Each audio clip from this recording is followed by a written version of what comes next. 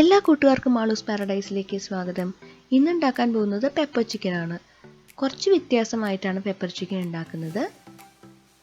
അതിനായിട്ടുള്ള ഇൻഗ്രീഡിയൻസ് ഞാനിവിടെ കൊടുത്തിട്ടുണ്ട്, ഒന്ന് കണ്ടു നോക്കാം. അപ്പം എല്ലാ ഇൻഗ്രീഡിയൻസും റെഡിയാക്കി വെക്കണം ഇത് ഉണ്ടാക്കുന്നതിന് മുമ്പ്.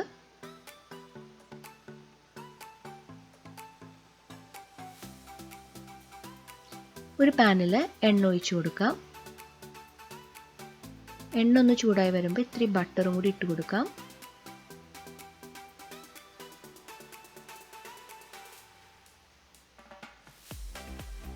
ഇതിലേക്ക് ഗ്രൈൻഡ് ചെയ്ത മസാലകളും പച്ചമുളക്, ചുവന്ന മുളക് ആഡ് ചെയ്ത് കൊടുക്കാം. നല്ലോണം ഒന്ന് ഇളക്കി കൊടുക്കുക.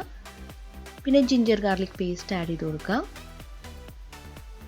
ഇഞ്ചി വെളുത്തുള്ളി പേസ്റ്റ് അതുപോലെ നല്ലോണം ഒന്ന് വഴറ്റി പച്ചമണം മാറണം. അത് കഴിഞ്ഞ ഉടനെ തന്നെ സബോള ചേർത്ത് കൊടുക്കാം. സബോള ചേർക്കുമ്പോൾ കുറച്ച് ഉപ്പ് ആഡ് ചെയ്യുകയാണെങ്കിൽ സബോള പെട്ടെന്ന് വെന്ത് കിട്ടും. ബാക്കിയുള്ള സബോളയും കൂടി ചേർത്ത് കൊടുത്ത് നല്ലോണം വഴറ്റിയെടുക്കണം.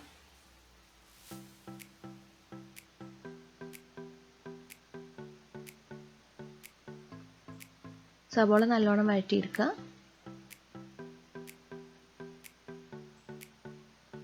കുറച്ച് കറിവേപ്പില ആഡ് ചെയ്ത് കൊടുക്കാം. കറിവേപ്പില ഒരു നല്ല ഫ്ലേവർ കൊടുക്കും. എനിക്ക് ഭയങ്കര ഇഷ്ടമാണ് കറിവേപ്പില ആഡ് ചെയ്ത് കൊടുക്കാൻ. പിന്നെ തക്കാളി പേസ്റ്റ് ആഡ് ചെയ്ത് കൊടുക്കുകയാണ്. നല്ലോണം ഒന്ന് ഇളക്കി കൊടുക്കുക. ഞാൻ എപ്പോഴും തക്കാളി പേസ്റ്റ് ആഡ് ചെയ്യുമ്പോൾ ഇത്തിരി ഹൈ ഫ്ലെയിമിൽ ഒന്ന് ഇളക്കി കൊടുക്കും. മഞ്ഞൾപ്പൊടി ആഡ് ചെയ്ത് കൊടുക്കുകയാണ്. എന്നിട്ട് ഇതൊന്ന് തിളച്ച് വരുമ്പോഴാണ് ലോ ഫ്ലെയിമിൽ വെച്ച് വേവിക്കുന്നത്. അപ്പോൾ ഉപ്പ് ആവശ്യമുണ്ടെങ്കിൽ ആഡ് ചെയ്ത് കൊടുക്കാം.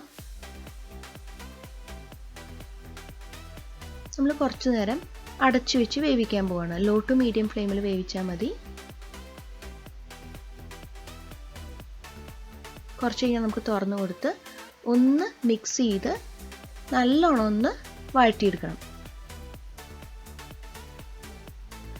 നല്ലോണം വഴറ്റിയെടുത്തിട്ടുണ്ട്.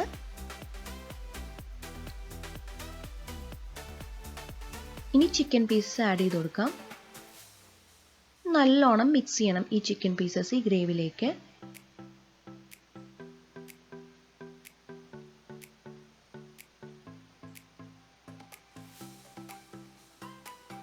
മീഡിയം ടു ഹൈ ഫ്ലെയിമിൽ ഒന്ന് ജസ്റ്റ് ഇളക്കി കൊടുക്കുക നല്ലോണം.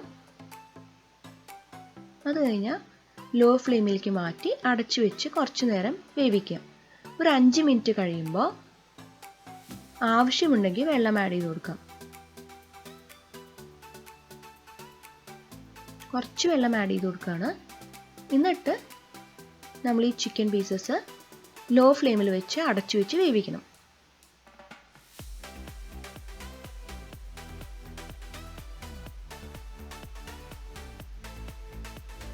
കുറച്ച് കഴിയുമ്പോൾ നമുക്ക് തുറന്നു നോക്കാം ചിക്കൻ വെന്തോ എന്ന്.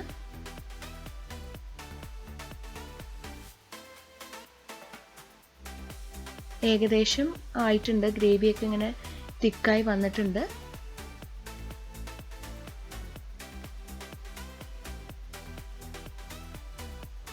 ഇതിലേക്ക് മസാലപ്പൊടികൾ ആഡ് ചെയ്ത് കൊടുക്കാം. അപ്പോൾ ചിക്കൻ ഏകദേശം വെന്ത് കഴിഞ്ഞിട്ടാണ് മസാലപ്പൊടിയൊക്കെ ആഡ് ചെയ്ത് കൊടുക്കുന്നത്.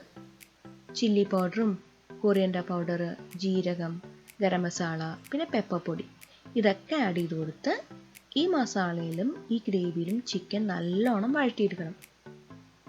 എപ്പോഴും മസാല ആഡ് ചെയ്ത് കൊടുക്കുമ്പോൾ കുറച്ച് എണ്ണ ഒഴിച്ചു കൊടുക്കുകയാണെങ്കിൽ നല്ലതാണ്. അപ്പം മസാലയുടെ പച്ചമണമൊക്കെ പെട്ടെന്ന് മാറിക്കിട്ടും.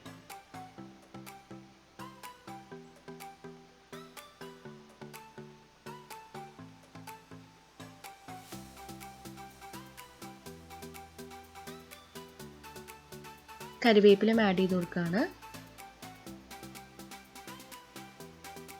ഞാൻ പറഞ്ഞില്ലേ എണ്ണ, അത് ആഡ് ചെയ്ത് കൊടുക്കാം.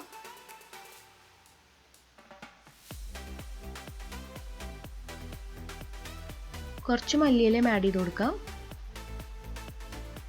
നല്ലോണം വഴറ്റിയെടുക്കണം.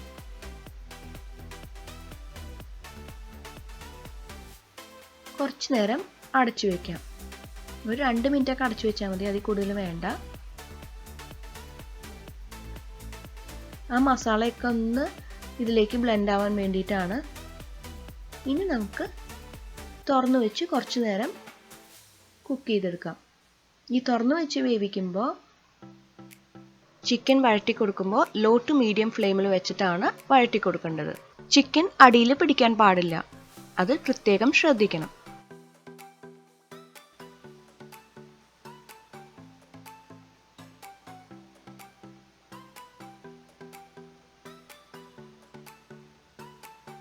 കുറച്ചും കൂടി മല്ലിയിലേക്ക് ഇട്ട് കൊടുക്കുകയാണ്. കറി ലീവ്സും മല്ലിയില ആവശ്യമുണ്ടെങ്കിൽ യൂസ് ചെയ്താൽ മതി. എനിക്ക് ഭയങ്കര ഇഷ്ടമാണ്, അതുകൊണ്ടാണ് യൂസ് ചെയ്യുന്നത്.